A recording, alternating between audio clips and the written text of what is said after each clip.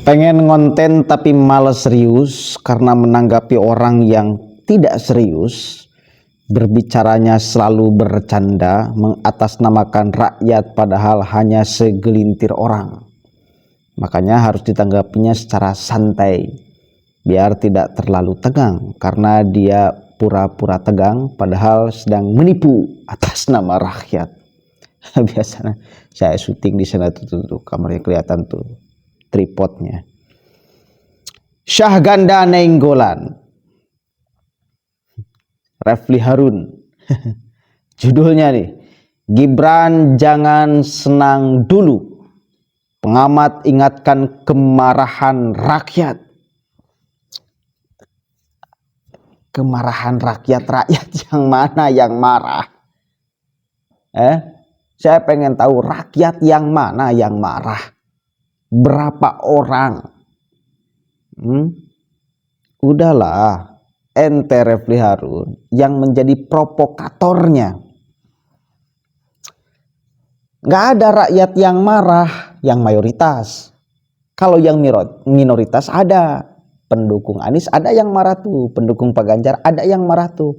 Itu pun hanya sedikit orang.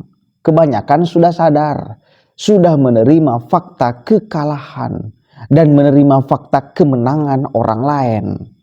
Begitu loh ya. Coba kita dengarkan tipu-tipunya. Maksud saya gini, memang saya pertama melihat bahwa dulu itu kan kita nggak ada pilihan. Kita membanding-bandingkan cuma dua, ya kan? Dan kemudian kita lihat ada berbagai alasan para ulama memilih Prabowo, dan saya ikut para ulama. Saya ini setia dengan Habib Rizik gitu kalau soal gini-gini ya.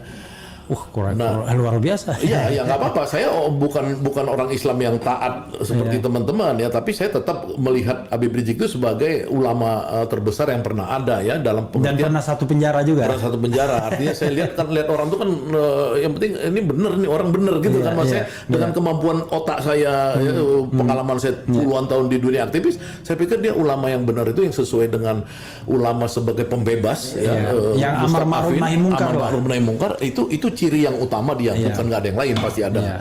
Nah maksudnya gini, ikut istimewa ulama, ya kan. Nah yang kedua sekarang kita lihat bahwa ini kan ada tiga, yang Ganjar dan Mahfud juga sebenarnya dalam track recordnya sama seperti Anies dan Muhaimin, adalah sama-sama aktivis, sama-sama pro demokrasi. Demokrasi ini jangan langsung dibenturkan dengan HTI ya. HTI yang tidak mau ada demokrasi, enggak. Ini demokrasi dalam pengertian ada kebebasan, ada warna lah, bukan otoriter ya. Yang dulu mereka ini ya, baik Anies, Muhaimin, kemudian Ganjar dan Mahfud MD adalah orang yang menumbangkan mertuanya Prabowo. Mertuanya Prabowo ini adalah orang otoriter dulu, ya kan, 32 tahun memimpin, namanya Pak Soeharto. Nah, Prabowo adalah orang yang membela mertuanya waktu itu, berhadapan nih, ya kan. Nah, saya percaya ini dong, dua orang ini kan lebih bagus. Kalau misalkan Prabowo ini tiba-tiba dia sekarang kita lihat selama 5 tahun berkuasa, balik lagi istilah Ibu Megawati itu seperti New Orba lagi, gayanya, wah ini bahaya dong. Bagaimana kalau dia nanti presiden, baru ini Menteri Pertahanan, bagaimana dia bisa seenaknya meninggalkan pendukung-pendukung dia, para ulama dan seperti saya apa segala, tidak ada izin. Ya kan, itu kan betrayal dong, ya kan, pengkhianatan terhadap pendukungnya. Nah maksud saya itu artinya apa? Artinya buat saya sih, saya itu kalau pilihan itu pasti yang terbaik itu ya adalah yang satu, dia Anies Muhaimin ini dia percaya demokrasi dan warnanya sama saya sebagai orang Muslim, ya saya lebih dekat kepada mereka gitu. Nah itu rasional voter itu. Rasional voter. Jangan orang bilang lu politik identitas. Udahlah, jangan ajarin saya soal politik identitas. Saya itu membahasnya itu udahlah, capek saya bahas politik identitas itu. Nah kalau Ganjar dan Mahfud, dia juga menawarkan demokrasi, iya kan, tapi dia marhen. Kan? Identifikasinya bukan kita, bukan gitu kita, walaupun ada Mahfud di situ sebagai bagian dari ini, tapi kan kita bicara presidennya siapa, gitu kan. Nah jadi menurut saya itu memang kalau pertanyaannya saya milih Anies ya karena ada pilihan. Kalau 2019 tidak ada pilihan. Gitu loh. Ibaratnya bagi kita menjemput, kita pasti akan pilih Anies ya kan? Ya kalau sekarang menurut saya iya. Kemarin agak pusing kepala kita ya. Iya 2014-19 ya pusing lah. Jadi saudara sekalian, saya mengundang Bang Syahganda sebenarnya untuk Parmin ya. saya awalnya mau Parmin tuh lebih Jawanis, lebih orang Cile, lebih orang kecil. Iya, iya. Tapi Parmin tuh panggung rakyat menanti perubahan. Iya, iya, iya. Astagfirullahaladzim. Berapa orang sih yang diwakili oleh mereka?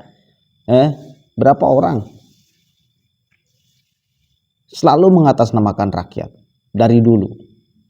Kenapa nggak gentle? Ngomong aja secara tegas.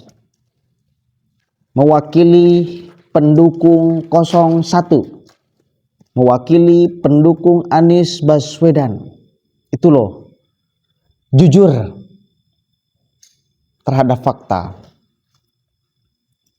Saya mengikuti ulama yang paling besar, yaitu Imam Petamburan. Ya nggak apa-apa, karena kan si Syahganda ngomong dia orang awam dalam beragama, akhirnya menganggap bahwa hanya dia yang imam besar, hanya Imam FPI yang imam besar. Padahal saya kasih tahu, itu imam kecil Syahganda, itu imam kecil. Satu kali lagi saya katakan, imam kecil. Jangan klaim sebagai imam besar. Siapa yang menobatkan dia sebagai imam besar? Nggak ada, kecuali sedikit orang. Ya, jadi kalau ada sedikit orang yang menobatkan seorang itu sebagai imam, maka dikatakannya harus imam kecil, bukan imam besar. Paling besar, tokoh umat Islam paling besar. Maksudnya paling besar dalam kategori apanya nih? Kategori masanya, kategori hoaxnya, atau kategori hoax ya. Hoax itu ngomong kenceng, dia kan ketelah tuh ya. Kalau ngomong itu selalu teriak-teriak, kalau ceramah itu teriak-teriak. Kalau itunya ya silahkan, imam besar. Hauknya, hauk kalau bahasa Sunda itu hauk, teriak. Jadi sedikit tapi berisik, berisik. Itu tuh baru. Jadi harus jujur. Kalau ngomong itu harus jujur. Rakyat marah, iya rakyat yang mana? Jangan selalu ngeklaim atas nama rakyat. Kalian itu sudah dihukum oleh rakyat sebagian besar, masih pede mengatasnamakan rakyat. Kalau kita lihat lagi podcast kedepannya, dia ngomong, kelihatan kok dari TikTok, kelihatan kok dari masa yang hadir ketika Anies datang. Di TikTok itu lebih banyak joget oke gas loh.